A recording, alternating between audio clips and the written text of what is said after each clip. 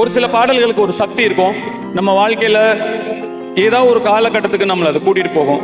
குழந்தை பருவத்துக்கோ இல்லை school டைமுக்கோ college டைமுக்கோ அந்த மாதிரி ஏதாவது ஒரு ஞாபகத்தை கொடுக்குற ஒரு சக்தி ஒரு சில பாடல்களுக்கு இருக்கும்.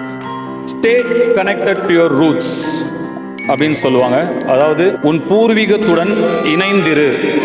எது நம்ம அடையாளம்?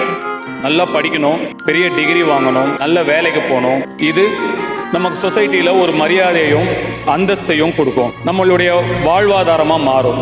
ஆனா நம்முடைய அடையாளம் நம்ம பூர்வீகம் தான். நம்மளுடைய அப்பா, தாத்தா, பாட்டன், முப்பாட்டன், பூட்டன் இவங்க எல்லாரும் வாழ்ந்த வாழ்க்கை வெறும் கதையா காத்துல அப்படியே கரைஞ்சு போயிடக்கூடாது. அடுத்தடுத்து வர தலைமுறைக்கு அது நினைவுகளா தொடரணும். ஒரு சில விஷயங்களை மறந்து போயிடக்கூடாது, ஒரு சில விஷயங்களை அப்படியே கடந்து போயிடக்கூடாது.